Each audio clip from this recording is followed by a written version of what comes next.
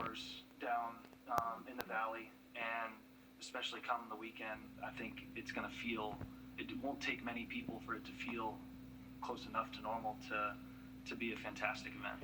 Jordan Spieth riding a win into this Masters week. As today's practice round wraps up, that Masters Sunday is, of course, a day closer. Payne College is honoring the first black man to ever play at the Masters tournament. Lee Elder is going to be awarded an honorary degree for lifetime achievement on the campus tomorrow. Payne College Chairman Michael Thurman making that announcement back in December.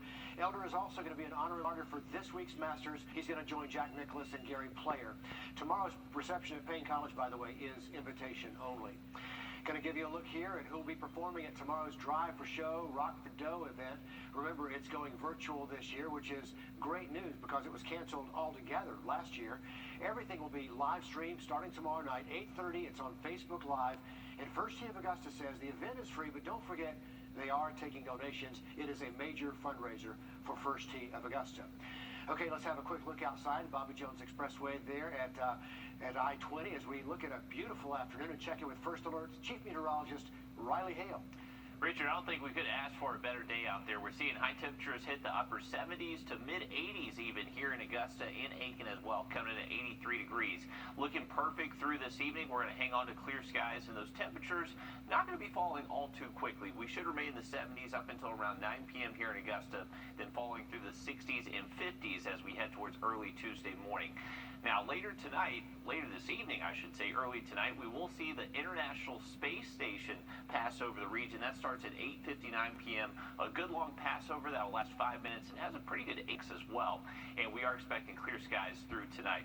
Now, rain chances are going to remain very low the next couple of days. We're expecting nice weather at least through Wednesday. Thursday, Friday, Saturday, looking to be a different story for us. We'll have much more on those rain chances going up later to the forecast coming up in your First Alert weather. Breaking news this afternoon, the man accused of shooting and killing a man in the parking lot of an Augusta Waffle House is now in custody. Andrew Gaines arrested today in Columbia, South Carolina. This is an earlier mugshot. That shooting happened a couple of weeks ago at a Waffle House near Southgate Plaza off Gordon Highway. Nicholas Wilson died there. First at 4, questions remain to how a local horse rescue's barn burned down over the weekend. This is the Aiken Equine Rescue around 7 last night. Fire officials say when they arrived, the entire building was up in flames. Since then, they've had to monitor the area for hot spots. Will Rio live for us here now. And Will, you spoke with the owners who say they did lose a lot in this fire. That's right, Richard. They did say that they lost a lot. Actually, we have a very active scene. We're going to pan you over to the left here. The Silver Bluff Fire Department just showed up. This is the second time that this fire has rekindled in the last 2 hours here. You can see some of that smoke still coming up from those ash and charred pieces of wood. That is the entrance of the barn used to be. It used to be huge. That it was an open barn concept. Now all those stalls are open air now. Just the entire roof falling down. And I mean, like we said, this is the second time that it's happened in just 24 hours. The community is stepping up in a big way, and the shelter and the rescue here says that it's just been devastating to this point. And some of these workers and volunteers have really been working around the clock to help clean up and gather supplies after Saturday's fire. The rescue tells me that they lost everything from the feed, daily supplies, grooming supplies, and more. And more than $100,000 worth of medical supplies were lost in the fire. The community is coming together to help, raising nearly $20,000 in just 2 days. They still don't know how all of this happened, and unfortunately, it was one of their most important buildings. This is considered the hub of their operation where everything runs through, and all of it gone now. And as if the pandemic wasn't bad enough, losing this building, it's just devastating. Hurt our donations. It hurt we weren't open to visitors. So we were already having a bit of a tough time due to that, and so this is just another blow to the organization. And as for what's next, the investigation does have to continue. As we said, the Aiken County Sheriff's Office is out here right now investigating for the cause of the fire. They have to wait for that insurance to kick in as well. Coming up at 6 o'clock, we look at how some of these events in the future will be affected by the loss of this barn, and also how that horse is doing in its recovery process. Richard? Will Rio reporting for us in Aiken today. Will, thanks very much. Also in the news, Senate Republican leader Mitch McConnell speaking out. The Minneapolis chief of police taking the stand stand today in day 6 of the Derek Chauvin murder trial. He fired Chauvin for putting his knee on George Floyd's neck during that arrest last May and testified that type of restraint is not allowed by his department. Timmy Redwood has the latest now. The police chief who fired Derek Chauvin the day after he put his knee on George Floyd's neck took the stand Monday. Chief Madera Wrdw described Minneapolis police officer training and policies, including what it means to de-escalate a situation. Actually, it can also include seeking community's help in the situation as well. Prosecutors showed the jury the form Chauvin signed, saying he understood department policies and procedures and would follow them. Wrdw confirmed bystanders have a First Amendment right to record police encounters. A patrol officer may find it irritating to have a civilian recording their activities. True? Very true. Is that obstruction? It is not. Jurors also heard from the emergency room doctor who treated Floyd and pronounced him dead.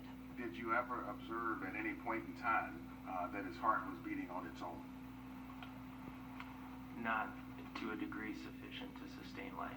Dr. Bradford Langenfeld testified Floyd died from lack of oxygen or hypoxia. I felt that at the time, based on the information I had, it was more likely than the other possibilities. And doctor, is there another name for death by oxygen deficiency? Asphyxia.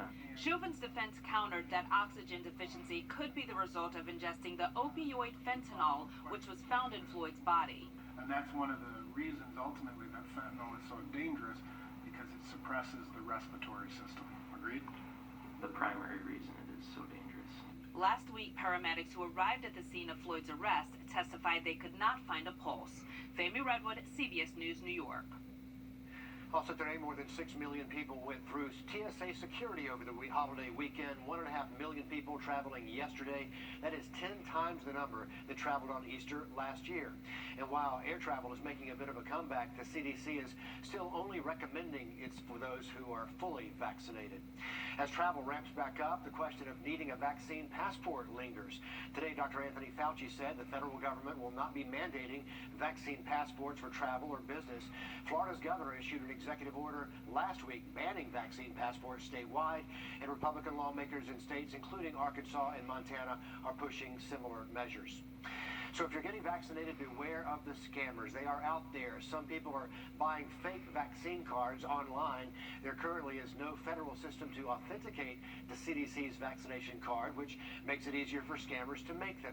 Officials say when you get your real vaccine card, don't take a selfie with it. That will keep scammers from using that information. The Department of Health and Human Services and the FBI are investigating what is now a growing problem.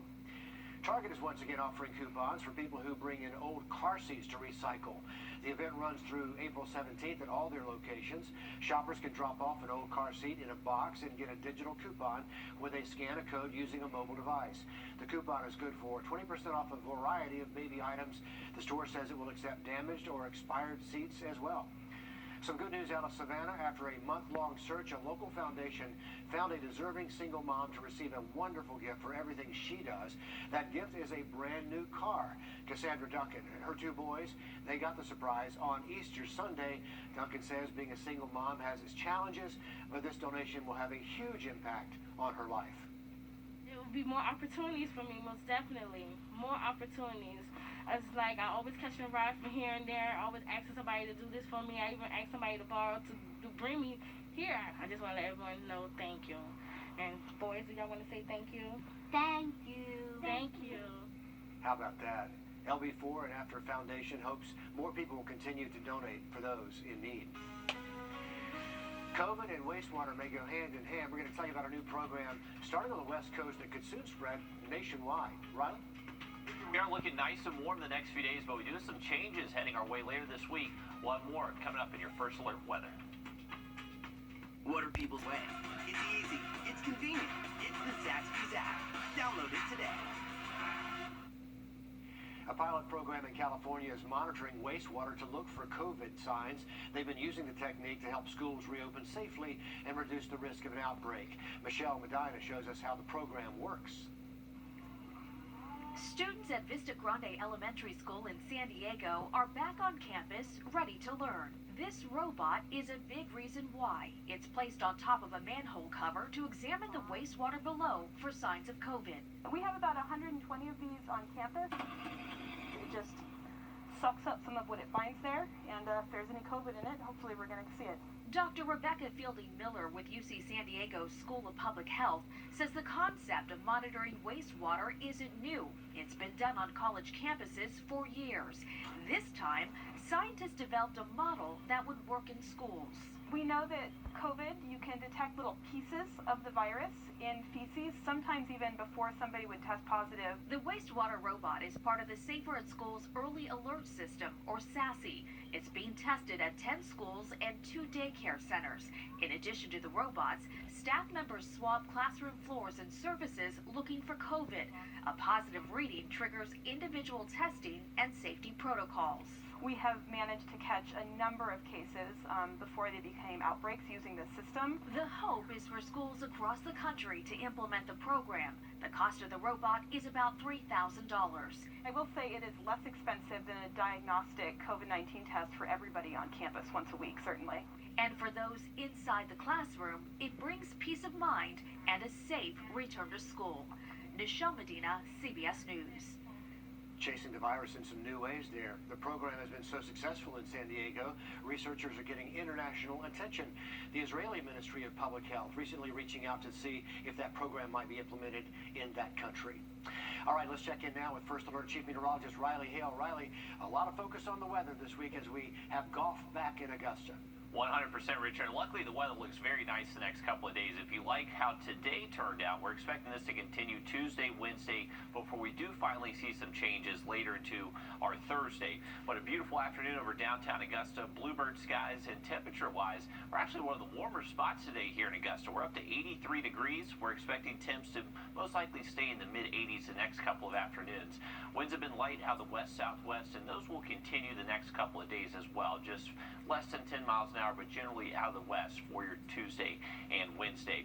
Later tonight, we actually have a great opportunity to check out the International Space Station. It's been a while since we've been able to see a good passover. This one actually is going to start just before 9 o'clock. It has a good max height, so the max height is 90 degrees. We're getting up to 89 tonight, and it will last about 5 minutes long. So remember, you've got to get out there right at that time frame in order to see it. But perfect conditions, clear skies, and comfortable temps this evening. And as far as low temperatures go, definitely going to stay away from freezing the next couple of nights. For most of us, we should bottom out into the upper 40s to low 50s. A fairly comfortable night, not expecting those lows to drop all too quickly as we head out through tonight into tomorrow morning. If you're planning to head out to the Augusta National Golf Club out there tomorrow, looking perfect for your Tuesday. We're expecting temperatures to wake up close to 50 right around 8 a.m. and then later into the afternoon, we should see those highs reaching the mid to low 80s. Light west winds tomorrow, generally between 5 to 10, and so picture perfect conditions. Hopefully you can enjoy it if you're heading out there. High temperatures tomorrow afternoon, everybody should be able to see at least 80. I think Augusta will likely be one of those warmer spots at 84, but Evans 83, Aiken 82. A lot of us should be at least into the low 80s out there. High pressure is keeping us quiet the next couple of days, but our next system is expected to start approaching as we head into our Thursday. Let's jump ahead here. So this is your Wednesday afternoon. We're definitely going to start noticing a few more clouds Wednesday afternoon, but generally rain-free until we get to later Thursday. Now, most of your Thursday currently does look dry. We're going to see this wave of showers. Can't even rule out a few thunderstorms as this moves through late Thursday afternoon into Thursday night. Now, Friday currently looks like the highest opportunity to see rain. We're going to be up ahead of a fairly strong cold front that will keep those rain chances high Friday and most likely even into our Saturday as well. So as far as the forecast goes, enjoy the next couple of days. Those are going to be perfect for us. Rain chances looking better starting Thursday and then especially Friday into your Saturday. And then early next week, we do dry out once again. Riley, thanks so much. 40 years ago, Post-it notes first went on sale. Didn't take long for them to be in homes and offices everywhere. A lot of us still use sticky notes today, but some people have been jotting down those reminders using apps on smartphones. Jamie Tucker shows us an app that combines the two. The sticky note. Few things help us remember something better than these pieces of colored paper. While some people no doubt still prefer the actual sticky notes, we are in a digital age where the best way to remember something is with the smartphone we've got in our hands. Well, Stick Me Notes is a sticky notes app. Rather than putting pen or pencil to an actual paper note, you create a digital sticky note to be saved on your phone with the app. Now, of course, you can find other reminder apps, including the ones pre-installed on your device. Stick Me Notes, though, allows you to create your reminders on cards resembling the classic stickies. Now, creating a new note is simple. You can scribble it out with your finger or type it out using a font. You can even use emojis, take photos, and record audio reminders. All of those digital sticky notes are displayed on a wall or screen, and you can move them around as you need to. You can share any or all of those notes by text, email, or social media. Stick Me Notes is free to try, but requires a subscription that costs $20 a year. I'm Jamie Tucker, and Stick Me Notes is the app of the day. Interesting app there. The Stick Me app is not affiliated with 3M. That's the company that developed the original Post-it note. There's an official Post-it note app in both Apple and Google app stores, but kind of a high-tech sticky note available for us all. Well, a local concert series makes a comeback starting this evening. The Hopelands Concert Series returning to Aiken. These concerts are happening every Monday night at the Hopelands Gardens in Aiken. The first one starts tonight, 6:30. It's going to feature a performance from Josh Martin and Mod Squad. All the concerts are free. They are family friendly. They're going to have weekly performances there going right through June. We're going to take you there live coming up on News 12 at 6 o'clock. Well, this photo gives you all the feels. A man pushing his dog down the boardwalk. A sweet story behind these two very best friends. Coming up next. Hi, folks. Jonah. A man going viral after a photo of him pushing his dog along the beach captures the heart of thousands. Aaron Miller shares the story behind the photo. If you've been on social media the past few months, you may have stumbled across this picture. It's of a sweet pup named Coco being pushed down the Virginia Beach boardwalk by her owner, Tom. My wife and I, we came up with a way to, with a mechanic's creeper and stuff like this, to take her for walks. We'd had rope and a bed and bring her out. You see, at 16 years old, walking became just too much for Coco, once an energetic Chesapeake Bay retriever. But this home-crafted mobile bed still allowed her to do things like go to the dog park and watch sunsets at the inlet. When Tom and Coco were visiting the oceanfront recently, a local woman snapped this photo and posted it online. Soon, the shares exploded. Unbeknownst to a Facebookless Tom who lives in Georgia. I found out from my brother-in-law. He said, is this you? and then other people asked, is this you? And I'm like, yeah, that's Coco. That's Coco and I going for a walk. But as all good things come to an end, so did Coco's walks. She died recently, but not before making a lasting impact on so many.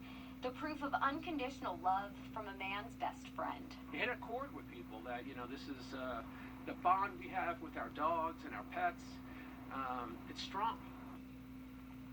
They really are family, aren't they? I love that shot of them walking together. What a long, happy life Coco had. Riley, I love that pic, don't you? That is great right there. You definitely a man's best friend, 100%. Can't beat a good dog right there. Warm temperatures the next several days. We're going to stay in the 80s at least through Thursday. Then look at that full 7-day forecast just after the break. Circle.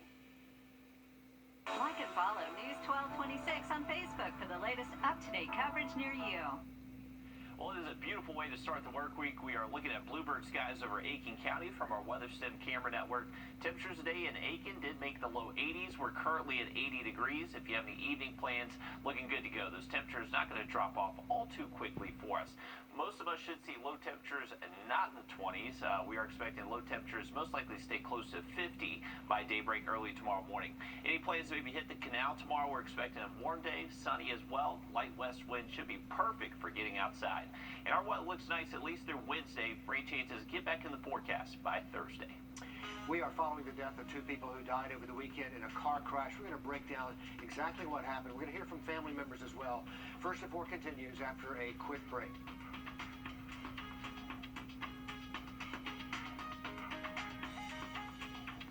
The time has come to see who will be the